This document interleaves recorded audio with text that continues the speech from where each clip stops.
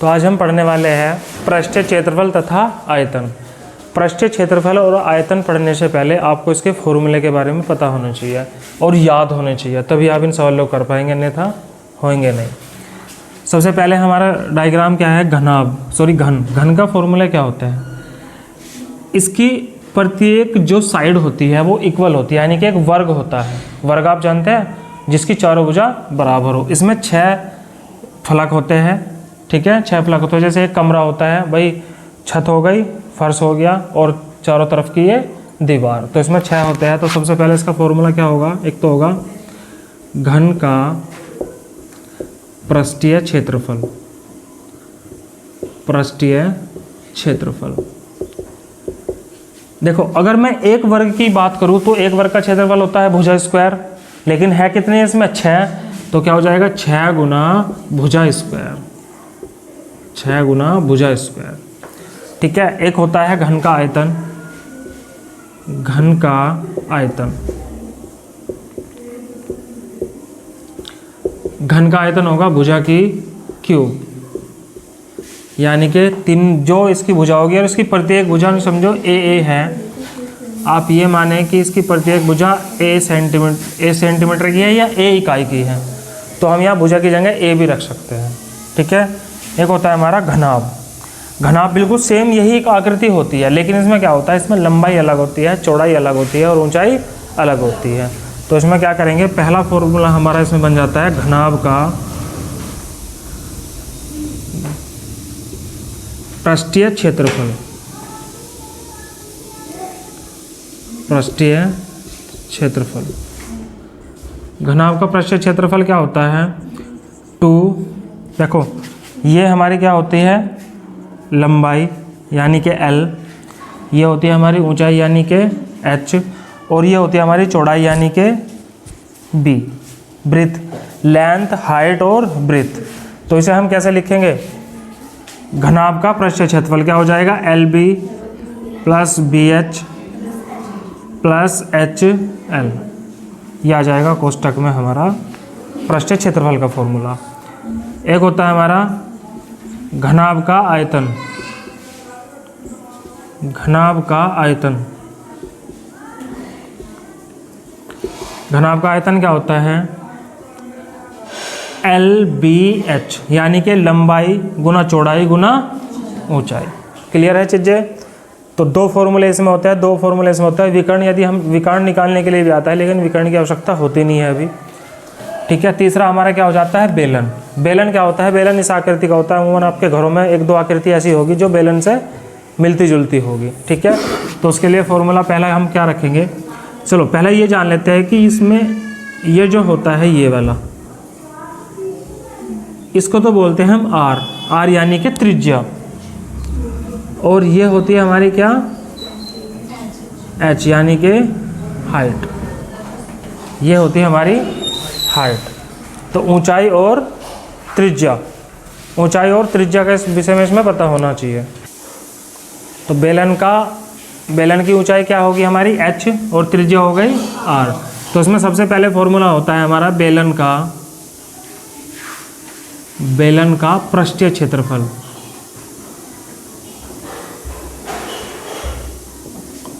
क्षेत्रफल क्या होगा 2πRH, 2πRH। देखो पृष्ठीय क्षेत्रफल में क्या होगा, अगर मुझे बेलन के चारों तरफ इधर पेंट कराना हो या कुछ भी काम कराना हो बेलन के गोलाई पे, इस तरह ये बेलन हो गया, मुझे इस गोलाई पे कुछ वर्क कराना है, ठीक है, इसी गोलाई पे, तो हम इसके लिए क्या फॉर्मूला लगाते हैं 2πRH। 2 गुना पाई की वैल्यू हमारी 22/7 होती है, या 3.14 लिख सकते हैं, जैसा अकॉर्डिंग वो क्वेश्चन में कहेगा। R हमारा क्या होता है त्रिज्या होती है, H हमारी ऊंचाई होती है। तीसरा फॉर्मूला बेलन का संपूर्ण पृष्ठीय क्षेत्रफल। संपूर्ण पृष्ठीय क्षेत्रफल, संपूर्ण पृष्ठीय क्षेत्रफल की मैं बात करूं, इस तरह का बेलन होता है। मुझे इस बार यहाँ पे भी वर्क कराना है, यहाँ पे, अब की बार मुझे इधर भी वर्क कराना है और इधर भी, यानी कि मुझे नीचे तली में भी वर्क कराना है कुछ और ऊपर भी छत पे भी। तो इसमें क्या हो जाएगा, ये तो पूरा कराएंगे भाई, बराबर में तो हो गई, यानी कि 2πr/h प्लस नीचे और ऊपर, एक वर्त तो नीचे बन रहा है और एक वर्त ऊपर बन रहा है, तो दो वर्त हो गए, तो वर्त का क्षेत्रफल πr² होता है, दो वर्त का क्षेत्रफल क्या हो जाएगा 2πr²। या इसमें से यहाँ से हम क्या कॉमन ले लेंगे 2πr, कोष्टक में हो जाएगा 2πr बाहर चला गया, यहाँ बचा h और यहाँ हमारा बच जाएगा r। ठीक है, इसका घन वर्ग सेमी इसका या वर्ग इकाई जो भी, अगर सेमी में दिया है तो यहाँ सेमी लिखेंगे, मीटर में दिया है तो मीटर लिखेंगे। जितने भी क्षेत्रफल होते हैं उनमें सब में वर्ग आता है, या इस तरह इसको इस तरह भी ऐसे लिख सकते हैं, सेमी स्क्वायर लिखते हैं, ये ध्यान रखेंगे। अगर कहीं इकाई मीटर हो, सेंटीमीटर हो, किलोमीटर हो, मिलीमीटर हो, इसका स्क्वायर दिया हुआ है तो वो आपका वर्ग में आता है या क्षेत्रफल में आता है। ठीक है, तीसरा हमारा हो जाएगा बेलन का आयतन। बेलन का आयतन,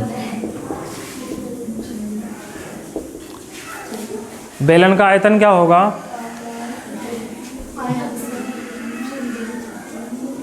πr²h, यानी कि πr²। पाई की वैल्यू क्या होगी 22/7, r की वैल्यू क्या हो जाएगी मेरी जो देगा उसमें, ठीक है, देगा ना उसमें वो, और h हमारी ये है ऊंचाई, वो सब कुछ क्वेश्चन के अनुसार देगा इसमें सब कुछ तुम्हें। तो इसमें क्या लिखेंगे, इसमें होगा सेमी की, अगर सेमी में दिया है तो सेमी की क्यूब, ये एग्जाम्पल है, कभी सभी में सेमी की क्यूब लिखो, जो दिया है उसकी क्यूब रखेंगे। ठीक है, अब आ जाते हैं शंकु की तरफ। शंकु में ये तो यहाँ से यहाँ तक तो r हो जाएगा, ये हमारी ऊंचाई हो जाएगी, और जो तिरछी तिरछी इस तरह से जा रही है ये हो जाएगी हमारी l, इसे बोलते हैं हम तिरछी ऊंचाई या तिर्यक ऊंचाई। तिरछी ऊंचाई, तिर्यक ऊंचाई या l से इसे प्रदर्शित करते हैं। इसमें पहला शंकु का आयतन लेंगे सबसे पहले। इसमें शंकु का आयतन क्या होता है 1/3 πr²h, सेमी की क्यूब। आयतन में मैंने अभी बताया, चलो सेमी ले रहे हैं तो सेमी की क्यूब लिख लेंगे। दूसरा शंकु का पृष्ठीय क्षेत्रफल, शंकु का पृष्ठीय क्षेत्रफल ये होता है हमारा πr/l, पृष्ठीय क्षेत्रफल πr/l, πr और l क्या हो जाना है हमारा यहाँ पे तिर्यक ऊंचाई। अब तिर्यक ऊंचाई की वैल्यू तो यहाँ से अगर दी हुई है यहाँ से निकाल लेंगे, अगर नहीं दी हुई है आपको केवल h और r का मान दिया हुआ है। भाई यहाँ देख रहे हैं आप, ये समकोण त्रिभुज बन रहा है ना, ये यहाँ 90 एंगल बन रहा है, ये समकोण त्रिभुज बन रहा। अगर ये समकोण त्रिभुज बन रहा है तो अगर मुझे l की वैल्यू निकालनी हो तो l की वैल्यू क्या आ जाएगी, तो l बराबर हो जाएगा मेरा अंडर रूट कर्ण का स्क्वायर, और कर्ण से उठा के उधर स्क्वायर करेंगे, स्क्वायर उधर लेके जाएंगे तो अंडर रूट चढ़ जाता है, तो ये हो जाएगा मेरा h² + r²। तो l की वैल्यू आप यहाँ से निकाल सकते हैं, इसे बोलते हैं तिर्यक ऊंचाई। मैं लिख देता हूँ तिर्यक ऊंचाई। ठीक है, अब भाई मुझे यहाँ पे तो मैंने करा लिया, इस पर वर्क करा दिया, पेंट कराना है मुझे यहाँ से यहाँ तक, तो इसके लिए तो आपने πr रख दिया। लेकिन अगर मुझे तली में भी नीचे पेंट कराना हो तो मैं क्या करूँ, तली में भी पेंट कराने के लिए क्या करूँ, तो इसका क्या हो जाएगा संपूर्ण पृष्ठ निकलेगा। तो संपूर्ण पृष्ठ के लिए क्या फॉर्मूला यूज़ करेंगे, देखो शंकु का संपूर्ण पृष्ठ πr/l तो जो का तो रहेगा, ये तो जो का तू रहेगा, लेकिन नीचे क्या है, नीचे एक वर्त बन रहा है ना, और वर्त का क्षेत्रफल क्या होता है πr²।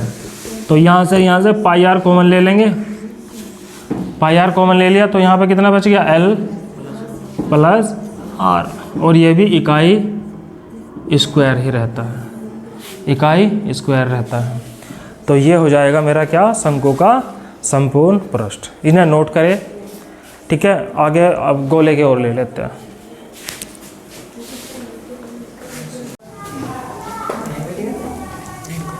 नेक्स्ट है हमारा गोले का आयतन। गोले का आयतन क्या होता है,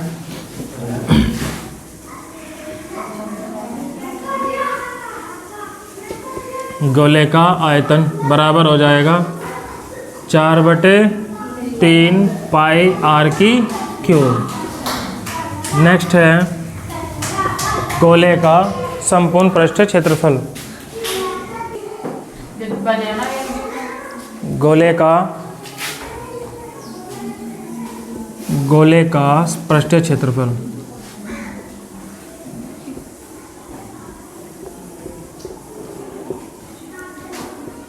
4 पाई आर स्क्वायर। ठीक है, दो होते हैं गोले का आयतन और गोले का पृष्ठीय क्षेत्रफल। अर्धगोले में हम बात करेंगे अर्ध गोले का आयतन। जो गोले का होता है उसका ये आधा कर देंगे, यानी कि 2/3 पाई आर की क्यूब। एक हो जाएगा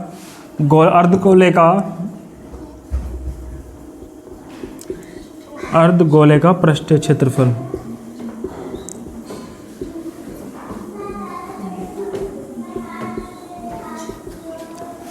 ये होता है 2 पाई आर स्क्वायर। जब मुझे केवल इतना पे वर्क करना है और गोले पे तो ये चारों तरफ वर्क होगा, जब मुझे पृष्ठीय क्षेत्रफल निकालना हो तो ये होता है मेरा 2 पाई आर स्क्वायर। कंडीशन तीसरी कब बनेगी, सॉरी, अर्धगोले का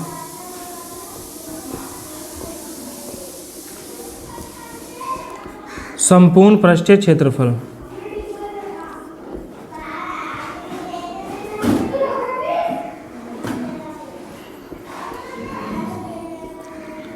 संपूर्ण पृष्ठीय क्षेत्रफल क्या हो जाएगा, एक तो 2 पाई आर स्क्वायर तो यही रहना है, लेकिन एक वर्त इसमें ऊपर बन रहा है, यानी कि इस जगह भाई आधा गोला तो ये हो गया, वर्त ऊपर बन रहा है, तो 2 पाई आर स्क्वायर और पाई आर स्क्वायर कितना हो जाएगा 3 पाई आर स्क्वायर। ये हो जाएगा वर्ग इकाई। तो दो फॉर्मूले तो इसके गोले में तो ये दो यूज़ करते हैं, 4/3 पाई आर की क्यूब और गोले का पृष्ठीय क्षेत्रफल 4 पाई आर स्क्वायर। अर्धगोले में हम 3 फॉर्मूला का यूज़ करते हैं, अर्धगोले का आयतन, अर्धगोले का संपूर्ण पृष्ठीय क्षेत्रफल, अर्धगोले का पृष्ठीय क्षेत्रफल। ठीक है, इन्हें नोट करें।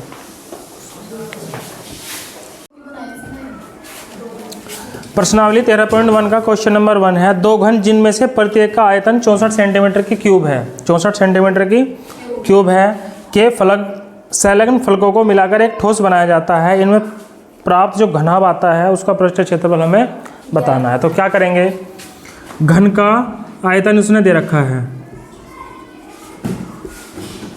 घन का आयतन दिया हुआ है 64 घन सेमी, 64 घन सेमी। आयतन का फॉर्मूला होता है 6 भुजा की क्यूब।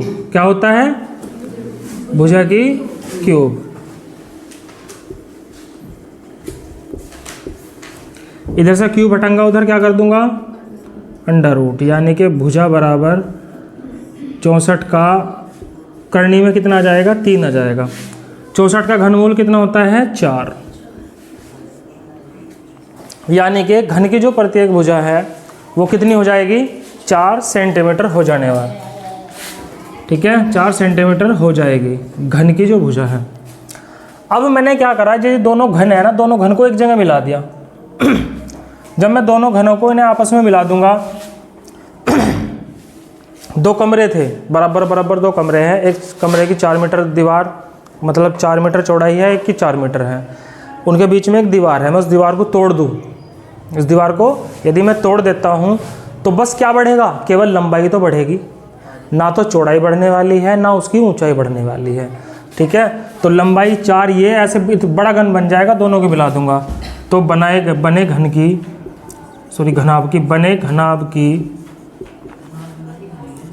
घनाभ की लंबाई, जो हमने घनाभ बनाएंगे ना, तो घनाभ की लंबाई कितनी हो जाएगी, L बराबर 4 ये तो कितनी हो जाएगी 8 सेमी। चौड़ाई, जो घन की चौड़ाई थी वही रहेगी, यानी कि B बराबर 4 सेंटीमीटर ही रहेगा। और ऊंचाई इसकी बदलेगी थोड़े ना है, तो ऊंचाई भी इसकी h बराबर 4 सेंटीमीटर ही रहेगी। इतना खेल क्लियर हो गया। अब इसमें करना क्या है, इसमें बताना है कि घनाभ का जो प्राप्त घनाभ है, घनाभ का संपूर्ण पृष्ठ क्षेत्रफल बताना है। घनाभ का संपूर्ण पृष्ठ क्षेत्रफल हम फॉर्मूला जानते हैं, घनाभ का संपूर्ण पृष्ठीय क्षेत्रफल, संपूर्ण पृष्ठीय क्षेत्रफल क्या हो जाएगा, संपूर्ण पृष्ठीय क्षेत्रफल। इसके लिए फॉर्मूला होता है 2LB/BH + HL। ये वाली वैल्यू यहाँ पे पुट कर देंगे। LB, L की गुना B में करो, LB तो 8 चौके 32 प्लस BH 4 चौक 16 हो जाना है। HL, H की गुना L में करेंगे तो 32 ही रहेगा, 32 कर दो। इसे जोड़ देंगे, 32 और 32 जुड़ के कितना हो जाएगा, 64 और 16 80।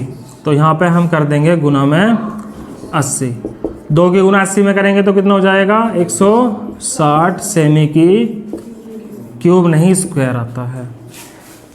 पृष्ठ क्षेत्रफल में स्क्वायर आता है यानी कि वर्ग सेमी।